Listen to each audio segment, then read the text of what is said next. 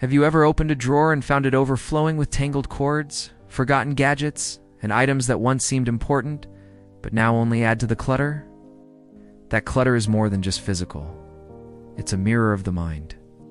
In Japanese minimalism, there is a concept called ma, the sacred space between things.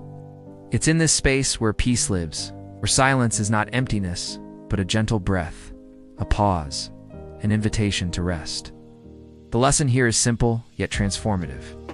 When you remove what doesn't matter, you make room for what does. That could be one photo that brings you joy, a book you actually read, or a moment of silence where your thoughts aren't racing. In this emptiness, anxiety finds no place to hide. The mind breathes, the soul exhales. You don't need to become someone else to feel better. You just need to create space to become yourself. A minimalist space isn't lifeless. It's full of intention. And in that intention, healing begins.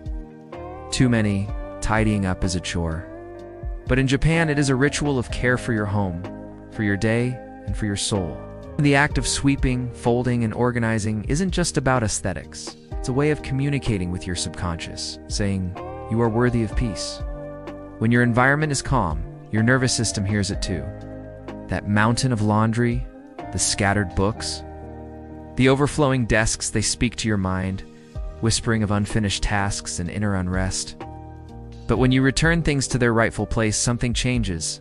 The noise lowers, the chaos subsides. The simple act of clearing a corner becomes a sacred message. I care for myself. One drawer at a time, one dish at a time, you tell yourself. This life is mine, and I choose calm. The clarity you crave doesn't start in your thoughts, it begins in your surroundings. We live in a world obsessed with more and more choices, more apps, more goals. But your mind wasn't built for this, neither was your heart. Every new thing to manage becomes another layer of tension. Another decision, another weight. But Japanese minimalism offers a different path. The courage to choose less. This doesn't mean sacrifice, it means liberation. When you reduce your wardrobe to a few favorite pieces, mornings get easier. When you declutter your schedule, your heart has room to breathe.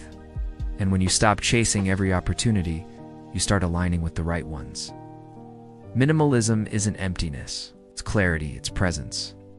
It's that feeling when you walk into a space with just enough light, just enough color, and suddenly feel your shoulders drop. That sigh of relief, that's your soul recognizing home. And the more you choose less, the more you begin to live more. In a world of endless noise alerts, pings, opinions, and obligations, silence feels almost rebellious. But in Japanese culture, silence is sacred. It's not the absence of something. It's the presence of everything meaningful. It's where your mind finally hears your heart, and that's where healing starts. When you take even just 2 minutes to sit in stillness, you do more than rest. You reconnect. You start hearing what's real, not the noise of the world, but the voice within you that's been waiting patiently to be heard. This isn't spiritual fluff. Silence lowers cortisol. It balances the nervous system. It brings you back to a space where you are safe, loved, and enough.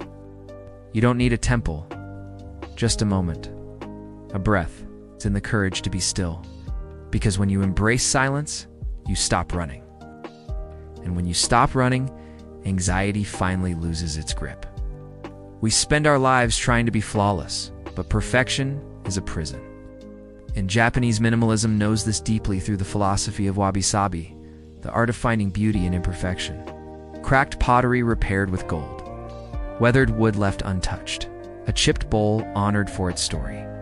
This isn't brokenness to be hidden, it's truth to be embraced. Imagine what would happen if you treated yourself the same way. What if your scars became symbols of strength? What if your flaws were marks of wisdom?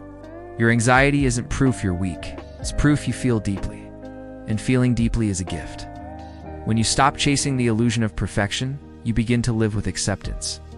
And acceptance brings peace. Not the kind you fake on the outside, but the kind that rises quietly from within. The kind that says, even as I am enough. Life doesn't get better when you add more. It gets better when you become more intentional. The Japanese lifestyle teaches us to slow down and savor the ordinary, to walk instead of rush, to taste instead of devour, to live instead of perform. Every small, mindful act becomes an anchor. Your peace isn't in the next achievement.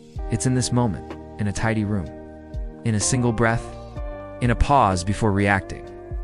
Japanese minimalism doesn't ask you to erase who you are, only to remove what hides you from yourself. And when you do that, something incredible happens. You begin to feel like home to yourself, no longer spinning, no longer hiding, just being. And in that being, anxiety fades, slowly, quietly, with grace. Because finally you are living in harmony with your own rhythm.